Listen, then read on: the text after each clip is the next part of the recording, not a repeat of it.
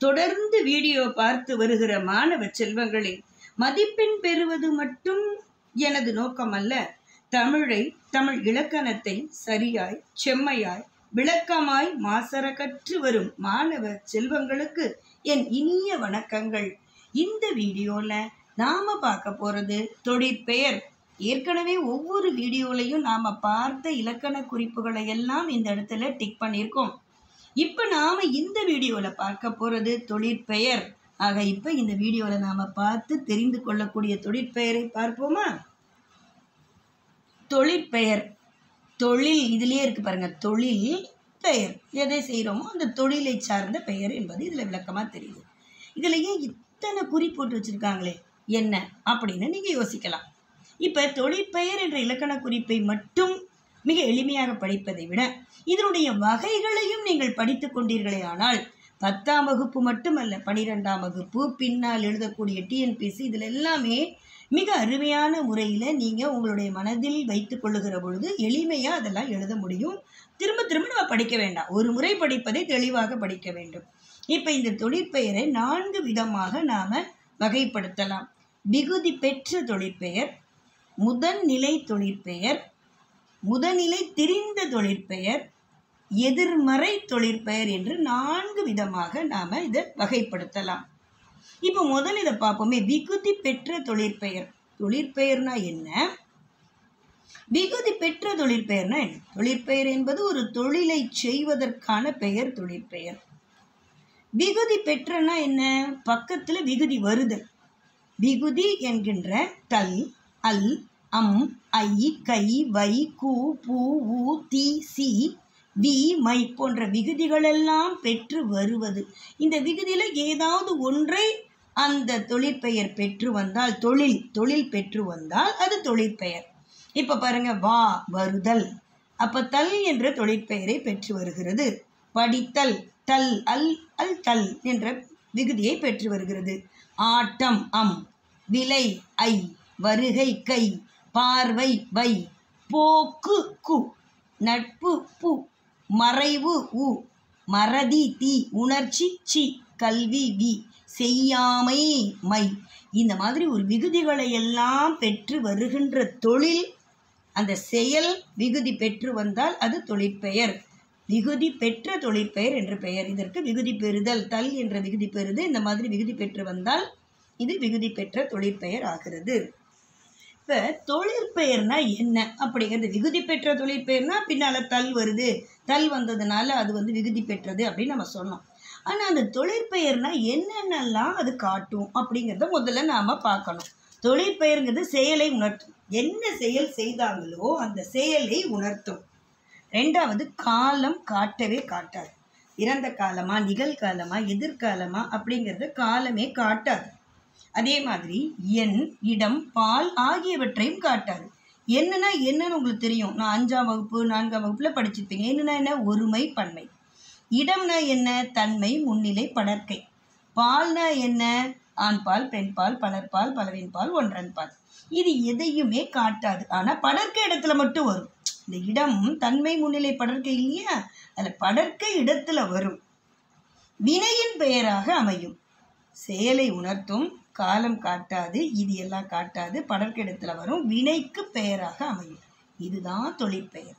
இப்போ பாருங்களேன், for example நம்ம உழவர் செய்யும் தொழில் என்ன? உழவு தொழில், உழுதல். அவங்க செய்யறது என்ன? உழுதல். தையல்காரர் செய்கிற தொழில் என்ன? தைத்தல். அப்போ உழுதல், தைத்தல் அப்படிங்கிறது செயலுடைய பெயர். அதே மாதிரி படித்தல், ஆடல், நடிப்பு, எழுதுதல், பொறுத்தல், இது எல்லாமே என்ன? தொழிற்பெயர். அப்போ இந்த தல், அல், பூ, தல், இந்த விகுதிகளை பெற்று வந்த தொழிற்பெயர், விகுதி பெற்ற தொழிற்பெயர் இது. ஒன்னே ஞாபகம் வச்சுக்கணும். இது எதை உணர்த்தும்? செயலை உணர்த்தும். விகுதி பெற்றும் வரும், பெறாமலும் வரும். இதை ஞாபகத்தில் வச்சுக்கணும். சரியா? அடுத்தது என்ன? முதநிலை தொழிற்பெயர். அது என்ன? தொழிற்பெயர்ல முதநிலை தொழிற்பெயர். முதநிலை அப்படின்னா என்னன்னா, இந்த பகுதி மட்டும், அதாவது விகுதி இல்லாமல் பகுதி மட்டுமே காட்டுகின்ற தொழிலை வைத்து சொல்லக்கூடியது முதல்நிலை தொழிற்பெயர். விகுதி பெறாமல், விகுதி பெறாது விகுதி பகுதியே தொழிற்பெயராய் வருதல் முதல்நிலை தொழிற்பெயர். இந்த வினை பகுதி தான் தொழிற்பெயராக இருக்கும். எப்படின்னு பாருங்களேன், வானில் இடி இடித்தது, அப்போ இடித்தல் அப்படின்னு வரணும். ஆனால் அந்த தல் என்ற விகுதி பெறவில்லை. விகுதி பெறாமல் வருகின்ற தொழிற்பெயர் முதல்நிலை தொழிற்பெயர். இப்போ சோறு கொதி வந்தது, அப்போது இந்த வேலை என்ன, கொதித்தல் அப்படின்னு வரணும். ஆனால் கொதி என்று வந்து தொழிற்பெயர் ஆனதால் இது முதல்நிலை தொழிற்பெயர். இப்போ பாருங்களேன், செல்லமாக ஒரு அடி அடித்தான். அடி அப்படிங்கிறது அடித்தல் அப்படிங்கிற செயலை செய்கின்றது. தல் போட்டால் விகுதி பெற்ற தொழிற்பெயர். அப்போ விகுதி பெறாமல் வந்ததனால் இது முதல்நிலை தொழிற்பெயர். புரிஞ்சிச்சு இல்லையா? இப்போ இன்னொரு எடுத்துக்காட்டு பார்ப்போம். அறிஞர் அண்ணா பேச்சால் புகழ் பெற்றார். புகழ்தல், புகழ்தல் என்ற தொழில் இவருக்கு கிடைச்சது. அந்த செயலால் இவர் போற்ற பெற்றார். ரொம்ப நல்ல அந்த பேச்சு அவருக்கு இருந்ததுனால அவர் புகழ் பெற்றார். அப்போ புகழ்தல், அந்த தல் இல்லை, புகழ் என்பது மட்டுமே விகுதி பெறாமல் இந்த வினை பகுதியே, இந்த பகுதியே தொழிற்பெயராக இருந்ததனால் இது முதல்நிலை தொழிற்பெயர். இதெல்லாம் பாருங்க, நான் இதில் எழுதியிருக்கோம் பாருங்க. இடினா இடித்தல்னு வரணும், கொதினா கொதித்தல், அடி அடித்தல், புகழ் புகழ்தல். ஒரு தட்டு தட்டினான், ஒரு தட்டு தட்டுறான்னு வச்சுக்க, பக்கத்தில் இருக்க ஒரு பையன் தட்டு தட்டினான், தட்டுதல். அப்போது இந்த தல் என்ற விகுதி இல்லாமல் பகுதியே தொழிற்பெயராக மாறுதல் முதல்நிலை தொழிற்பெயர். அடுத்ததாக முதல்நிலை திரிந்த தொழிற்பெயர். முதல்ல என்ன பார்த்தோம், முதல்நிலை தொழிற்பெயர். இப்போ திரிந்தன என்ன, மாறிய அப்படின்னு பொருள். சரி, எப்படி மாறும் அப்படின்னா விகுதி பெறாமல் பகுதி திரிந்து வரும். முதலே நம்ம பார்த்தோம், விகுதி பெறாது இல்லையா, முதல்நிலை தொழிற்பெயருக்கும் விகுதி இல்லை, ஆனால் பகுதியே தொழிற்பெயராக வரும்னு பார்த்தோம். ஆனால் இங்கே அந்த பகுதியே திரிந்து வரும், அதுதான் திரிந்த தொழிற்பெயர். இப்போ பாருங்களேன், அறிவுசால் மக்கட்பேறு பெற்றவர், அதாவது நிறைய அறிவு பெற்ற மக்களை பெற்றவர்கள். பெறுதல், பெறுதல் என்பது பேரு, பெரு என்பது பேரு என்று திரிந்தது. இந்த இடத்துல பாருங்களேன், அவனுக்கு என்ன கேடு, அவனுக்கு என்ன கேடு வந்துச்சோ அப்படின்னு சொல்கிறோம் இல்லையா. அப்போது அவனுக்கு என்ன கெடுதல் வந்தது, அந்த கெடு என்பது கேடுன்னு மாறிடுச்சு. அப்போ திரிஞ்சிருச்சு, இந்த பகுதி திரிந்து வந்தது, நீட்டி, அதாவது ஒரு மாத்திரை 2 மாத்திரையாக திரிந்து வந்திருக்கிறது. உணவின் சூடு குறையவில்லை, சாப்பாடு ரொம்ப சூடாக இருக்குது, சுட சுட இருக்குன்னு சொல்கிறோம் இல்லையா.